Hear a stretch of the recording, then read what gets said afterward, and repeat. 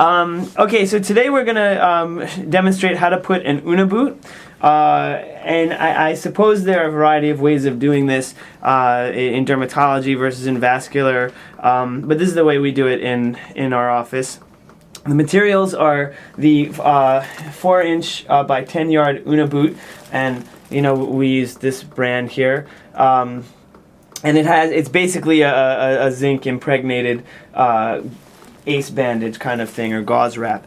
Then there's a 4-inch stretch bandage gauze. Then there is this Coban wrap. This is great stuff. I love this stuff. You have bandage scissors and basically any wound care items we don't have, because I don't have any wounds on my leg, but you would obviously dress the wound first and then put the bandage. Okay, so the step one is unpack the Unna boot.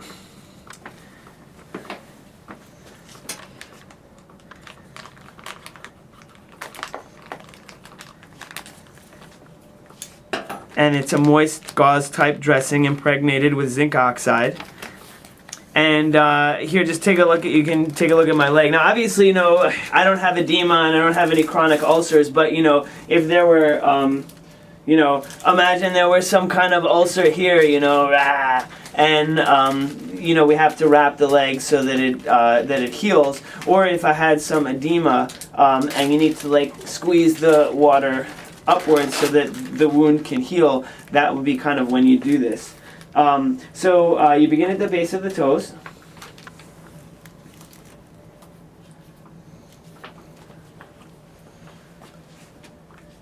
And that's cold. Okay, and we like to have the roll bandage angle facing the ceiling rather than facing the floor. So you see this is facing the ceiling. And you secure the bandage on the dorsum of the foot. And so we're on the top of the foot, right? And wrap once around. On the second wrap, okay, so once around. On the second wrap around, angle the bandage so that the base of the superior wrap covers the top half of the inferior wrap. So as she goes around, it's going to be kind of like half. Go ahead, continue. While wrapping, pull perpendicular to the leg. So pull along the direction of the tangent to the leg circumference. So this is not feeling particularly tight, okay? But you'll notice, right? Pause for a second. The tangent is here, so she's pulling in that direction. As she goes around, she's pulling down, down, down. So that kind of makes it not crazy tight, but just a little snug. And obviously, Jenny, feel free to interject if you have other tips here. So stop 1 to 2 inches below the knee. So is there any tricks of the trade here about how are you doing the heel? You went right around the heel? Yeah. You go around the heel. So it's not that you don't go around the foot and then spare the heel and go right around the ankle. You go right around the heel too. Right. It's also easier in terms of leveling this out, going around the ankle. Okay. Now, this part isn't the part that's necessarily supposed to be tight, right? This is just... Right. You want everything to be snug. You don't want really anything to be tight. But the Coban is really what's going to apply the pressure. And, obviously you see my toes here and they're nice and vascularized and stuff. If there's too much tension on the leg, that's no good. The toes will turn purple, and after 8 hours or so, you're going to get into some issues. And if it works out that the Unna boot is too tight, you can always cut it off and redo it, but you'd rather not. Now here, look, there's a lot of extra bandage, so you just continue using up the whole thing? Yeah. So now I use up the whole thing, then you come back down. And again, she's going halfway, so this is here, and now she's going to try basically to go, half over. Not quite half over there, but... it does the trick.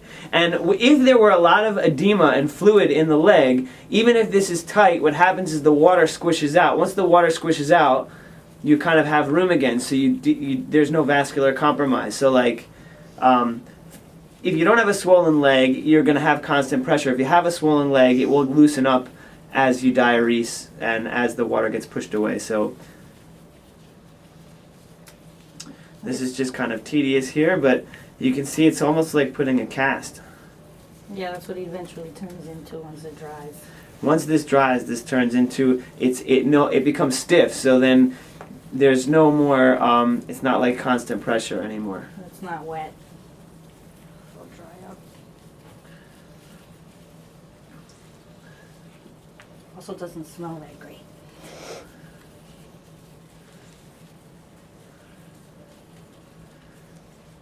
We're doing this in winter, so everyone has a cold, so you don't have to smell it.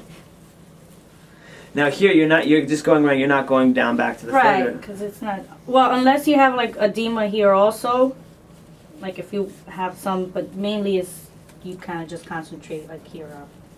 Because this is usually where like the action is, like leg ulcers and stuff.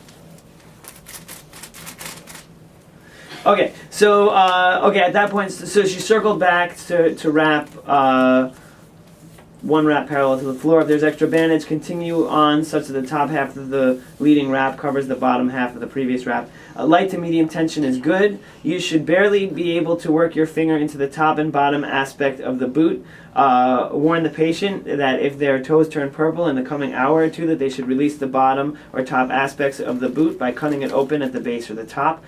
Common novice error is to put the boot on too tightly, cutting off circulation to the toes. Once the wet Unna boot bandage is placed, smooth and mold the remainder of the bandage with your hands. So she just did that. And then wrap gauze dressing in the same manner as above. So now we have the gauze dressing. And again, this also isn't going to be tight, but this is like to put a little barrier between the Coban wrap, which is going to be the stuff that squeezes, and this wet stuff here.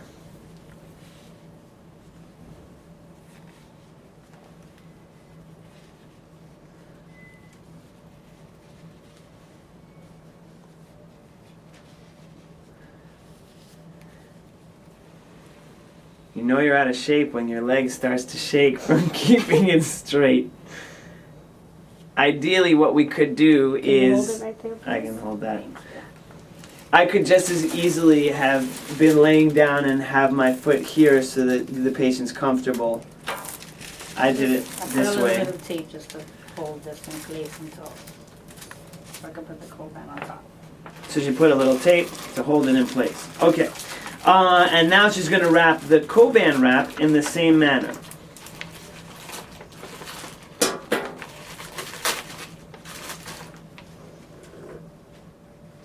Note that Coban sticks to itself, so as you wrap the Coban, press each previous wrap to the leg such that the iterative wraps stick to themselves.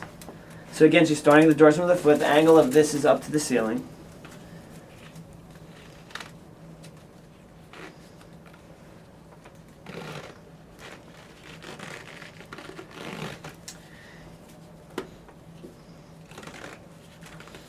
And, okay. Are you starting to feel it tight? No, it doesn't feel particularly tight. Now it feels like there's, not too tight, but a nice snug pressure. It does feel that there's a nice snug pressure. So I think this is about the right tension. It's a little hard to judge what the right tension is. Again, when you do the first time you do it, probably you'll either do way too loose or way too tight until you figure out, what's the right tension to do. Now I got to tell you, as a patient, it does feel like I'm getting all kinds of attention right now. So there might be some therapeutic value in that respect as well.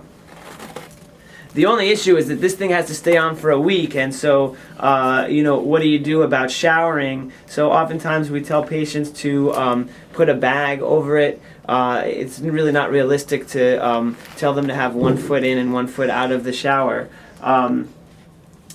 With real older patients, where the shower may be a real hazard, you can't just have them sponge bath for a week. Now, here, look, my foot was in like an angled position now.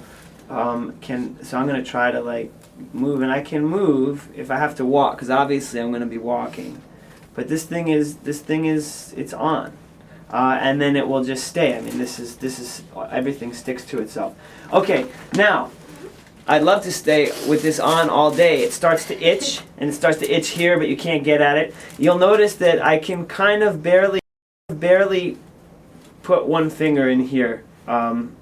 That's about right, and I can pretty easily get my finger in here. Maybe this could stand to be a little tighter, but you know, again, you do it to how much edema there is and what you're dressing. Okay, now in 1 week we use banded scissors to remove the boot. So let's say it's 1 week later now, and you have the banded scissors.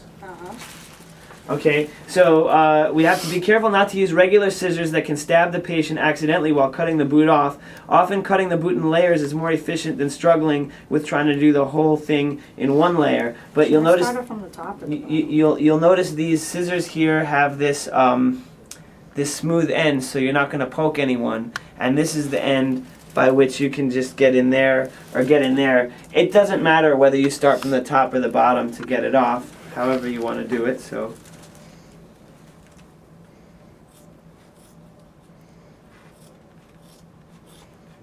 And you just cut through it, and obviously, you know, it's easier to cut now because it's not dry, it's still wet. But when it's dry and like a cast, the scissors won't cut through the whole thing. Stop.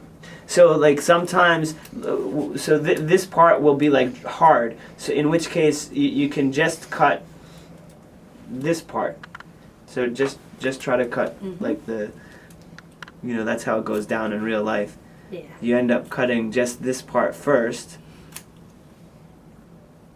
You kind of free up as much as you can. This is kind of more how people struggle with it. You can see that if you had a pointy scissors that you'd run the risk of stabbing someone.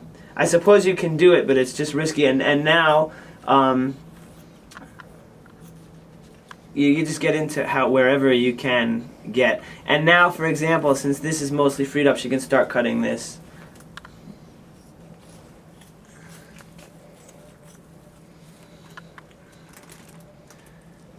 And you see, look, my wound is healed.